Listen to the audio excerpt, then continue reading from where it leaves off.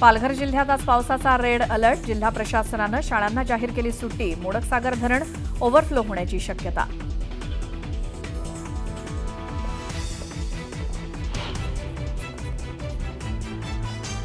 राज्यातल्या शिक्षकांकडून आणि शिक्षकेतर कर्मचाऱ्यांकडून शाळा बंद आंदोलन. प्रलंबित मागण्यांच्या मुद्द्यावरती मंगळवारी आणि बुधवारी शाळा बंद.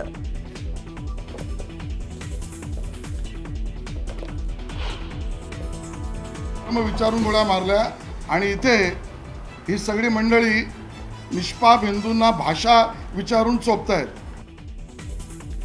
मनसेच्या खळखट्याची तुलना पहलगाम हल्ल्यातील दहशतवाद्यांशी. मनसे कार्यकर्त्यांवर कडक कारवाई करण्याची आशिष शेलारांची मागणी.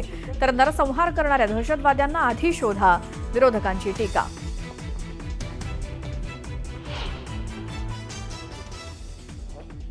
मैं नहीं बोलता हूं मराठी, मुझे निकाल के दिखाओ कोई. मैं किसी भी नेता को खुला चैलेंज देता हूं. हिंदी भाषियों को अगर अब मारोगे भाषा के नाम पे, हम लोग नहीं छोड़ेंगे. मुंबईमध्ये मराठी द्वेष्ट्यांची फौज मैदानात. मराठी बोलणार नाही, मुंबई बाहेर काढून दाखवा. भोजपुरी अभिनेता निरहुआ आणि उत्तर भारतीय सेनेच्या सुनील शुक्लांचं राज ठाकरेंना आव्हान.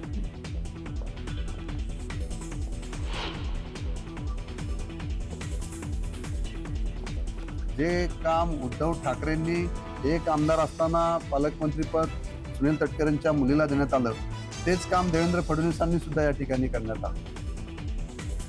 रायगडच्या पालकमंत्रीपदाच्या मुद्द्यावरून आमदार थोरवेंकडनं पुन्हा जाहीर नाराजी.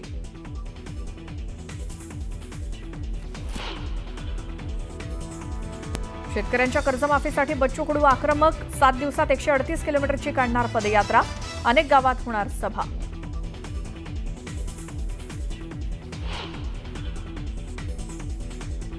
सरपंच संतोष देशमुख हत्या प्रकरणाची बीडच्या विशेष मकोका न्यायालयात आज सुनावणी.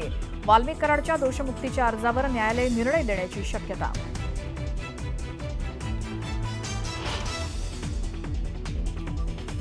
नाशिक शहरातील गोदावरी नदीला पूर. दुतोंड्या मारुतीच्या कमरेच्या वर पाणी. गंगापूर धरणातून विसर्ग वाढवल्यामुळे गोदावरी नदीनं धारण केलं रौद्र रूप.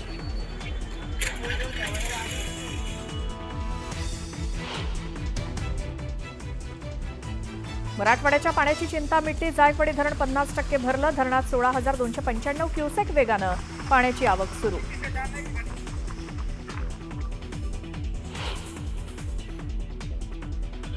रायगडच्या कोर्लई समुद्रात आढळली संशयास्पद बोट. बोट पाकिस्तानी असल्याचा संशय. जिल्ह्यातील सुरक्षा यंत्रणा अलर्ट मोडवर.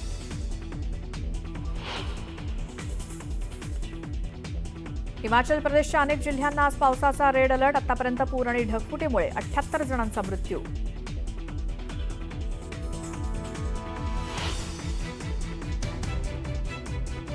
सतराव्या ब्रिक्स संमेलनाच्या घोषणापत्रात करण्यात आली पहलगाम दहशतवादी हल्ल्याची निंदा. दहशतवाद हे जगासमोरचं सर्वात मोठं आव्हान असल्याचं मोदींचं स्पष्टीकरण.